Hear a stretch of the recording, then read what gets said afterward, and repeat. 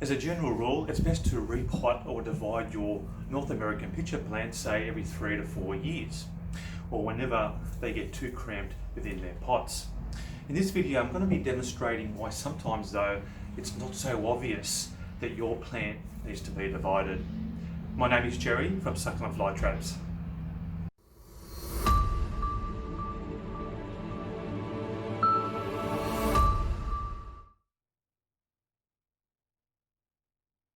So here in front of me, I have a Sarracenilocophila.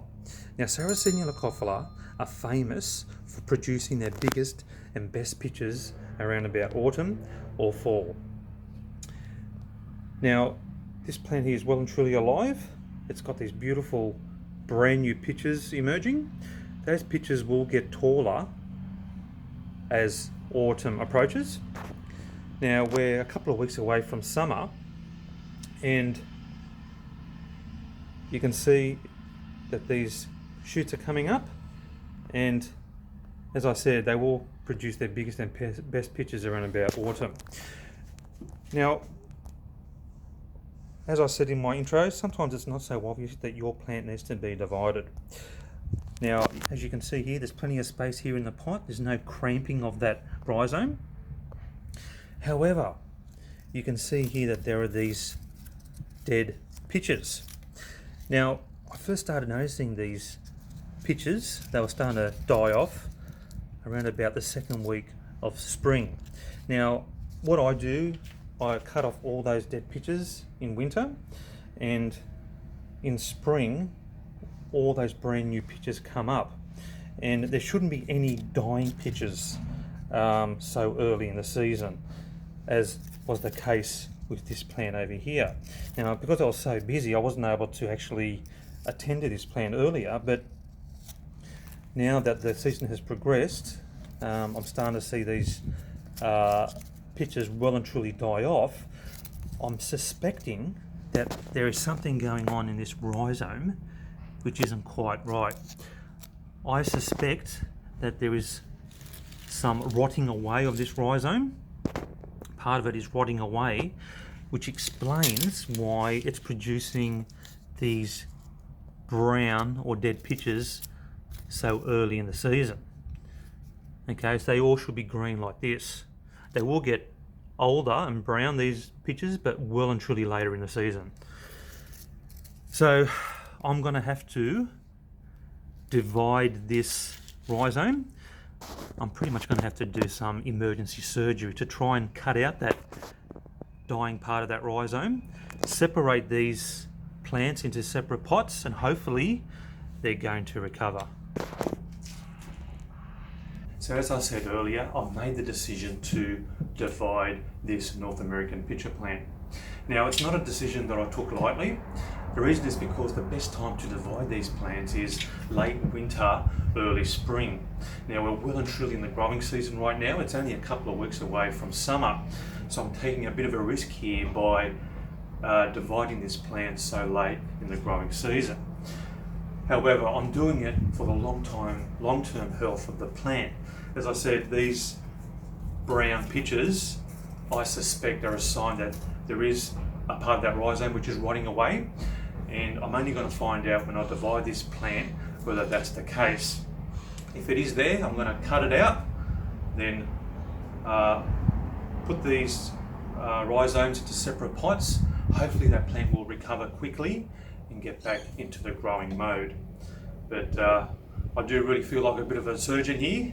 That, in fact, is what it is. It's basically emergency surgery at a time when it's not the best time for the plant. So hopefully things will go well, and let's see how we go.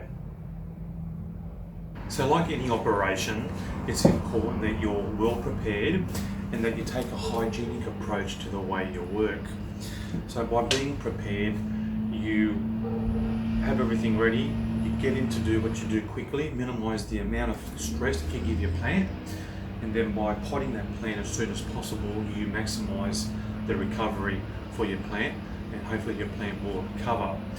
Now, this is especially important now because we're not dividing this plant during the optimum time, which is late winter, early spring.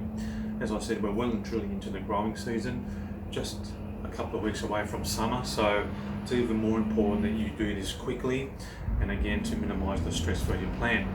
So I'm just going to quickly show you now how I've set up my workspace so you can successfully divide your plants at home too.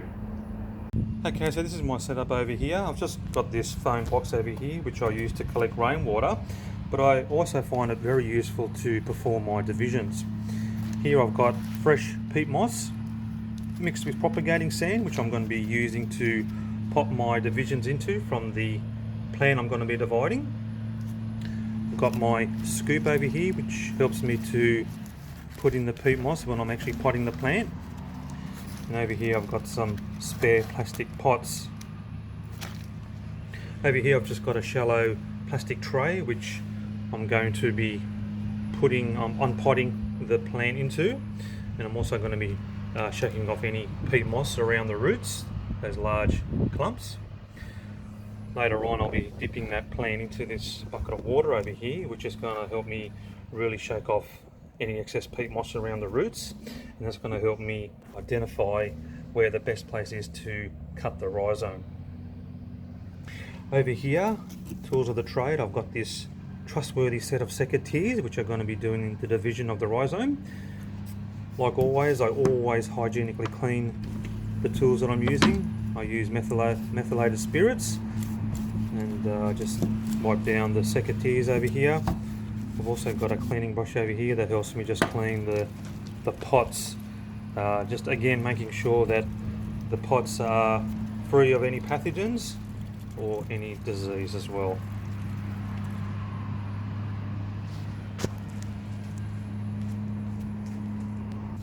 Before taking the plant out of the pot, gently loosen the edges of the pot by squeezing with your hands. Gently slide out plant from the pot.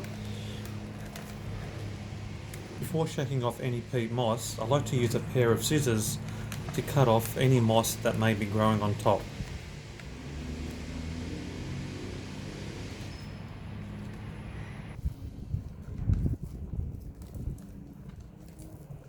With your hands, gently shake off any peat moss around the roots.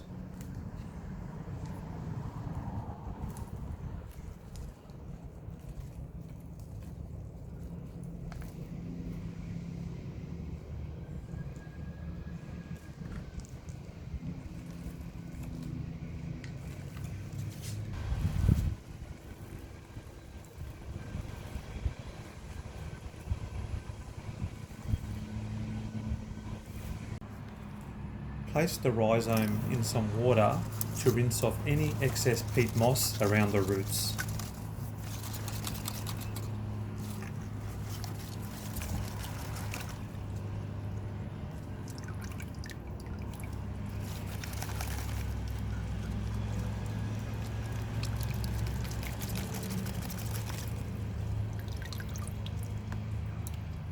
Okay, so as you can see here, I've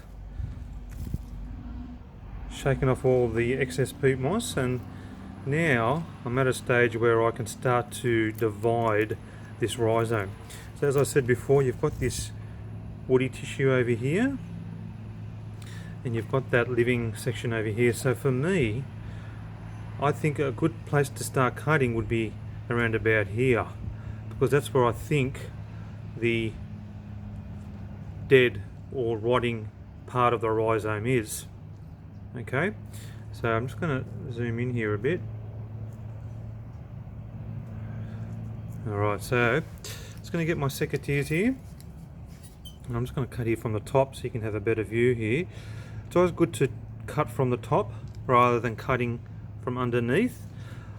I think to me it's better just to do it this way because you don't end up cutting any more roots than what you have to. Okay, so the rhizome is on top, so it's always a good idea to start your approach of cutting the rhizome from the top as well. So I'm just going to go in there now and start cutting away. I'm going to start cutting this section off. And already when I'm cutting into it, it's quite mushy and soft, indicating to me there's a fair bit of rotting going on, and that's exactly what I can see here. See how it's all brown inside like that? Just going to zoom in here. That's a classic sign that, hey, it's not, it should be white inside, so that's a sign that it is rotting away there, as I suspected. And those brown leaves that I saw is a sign that, hey, that's exactly what was happening. I'm just going to go in there again. Okay, so let's just cut away again, get those secateurs and just cut down like that. Alright, so let's just cut that away. Okay, so you can see there how it's nice and white. That's a good sign. But because there wasn't much coming out from that section over here, there's no many leaves, just those two there, that's a good section to remove from the main plant. And I would just discard that, even though there's a few leaves there, but it's not a healthy part of the rhizome. It's quite woody, and then you can see there how it's quite brown, so I'd probably just discard that whole section right there. So what we have left over here is white tissue here, but there's also still a little bit of brown over here, so I'm just going to put that in water. Yeah, I think there's still a little bit of brown section over here, so I'm just going to cut into that as well. I'm just going to cut it down like this.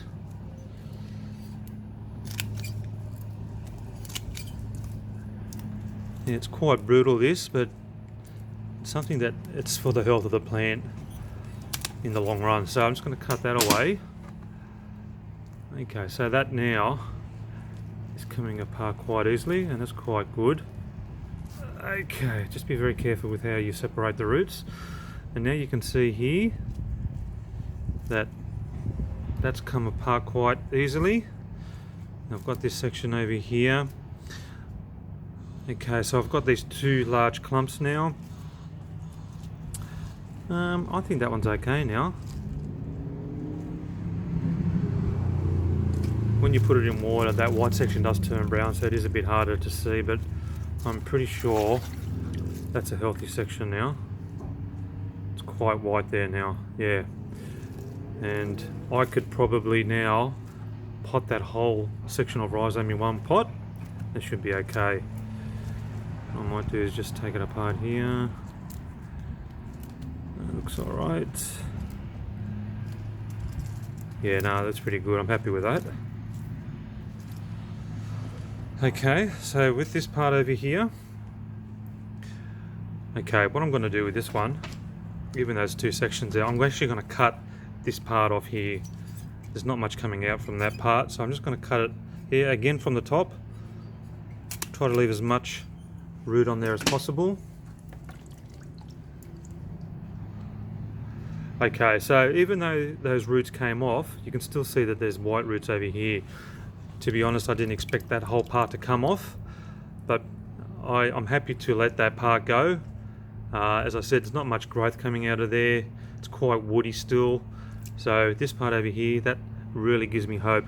Okay, so just going back to that section before, you can see those beautiful white roots there, indicating that, hey, there's some fresh growth coming out of there. And looking at that rhizome, it's quite white. There's no dead or brown section of rhizome, so I'd be quite happy to pot that section as well into a different pot.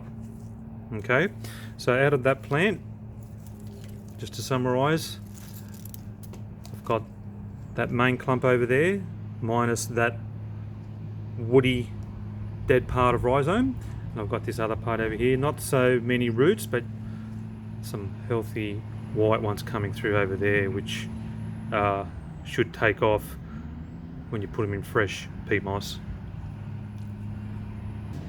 Okay, to pot the rhizome, what I like to do using my scoop, just like to fill the pot to about, say, about a third. And then what I do is I get the rhizome, set it on top of the pot with my hand. So take a bit out, and then using the scoop, I just fill it in around the rhizome. turn that around so you can see.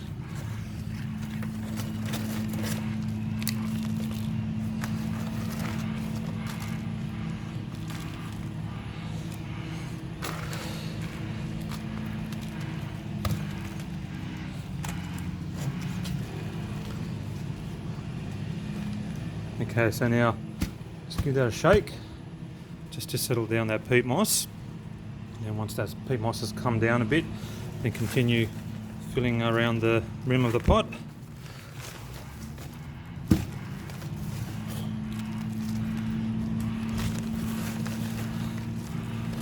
Until you get a nice top. Again, just shake it a bit.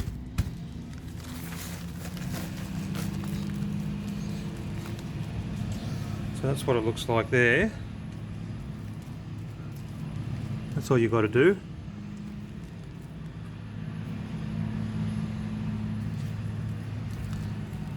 So now, once you've done that, simply put that into a tray of water. So I'll just turn that over here so you can see. Take that out. And over here. Just put that in a tray of water like that. Fill that tray up. You want that peat moss to be nice and damp, so I'm just going to get some water.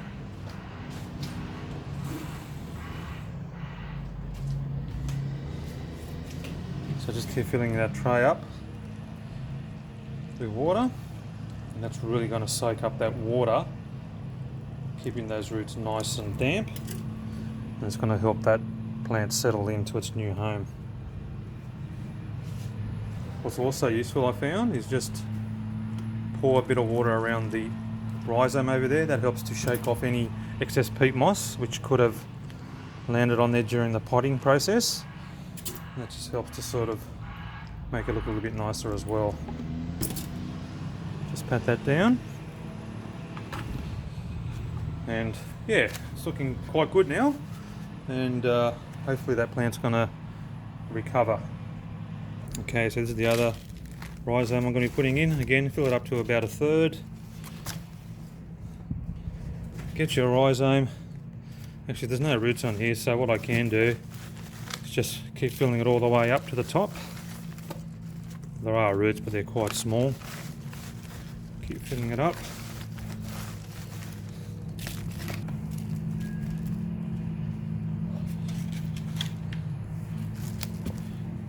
Give it a couple of shakes just to settle the peat moss in.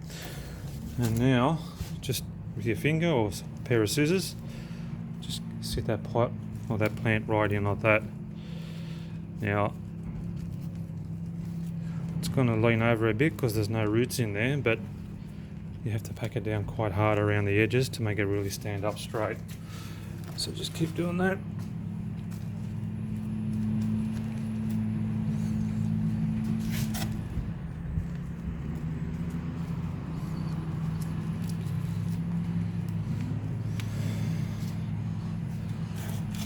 Okay, so this is what the plants look like. You can see the one on the right there, that was the one with the smaller rhizome. That's already started limping over with that leaf, so that was something that I was expecting. Has happened to me in the past, but plants have recovered, even though it may not look that way at the moment. But the most important thing here is to just keep that tray, or that pot in a tray of water, keep that peat moss nice and damp. Over here, this one's looking a bit better. Of course, there was more rhizome on there that I left intact. The most important thing here is that I've taken off all those brown, woody bits of rhizome, and now it's all live rhizome. Yeah, again, keep that in a tray of water, and hopefully, fingers crossed, the plants will recover. But I'm pretty confident they will.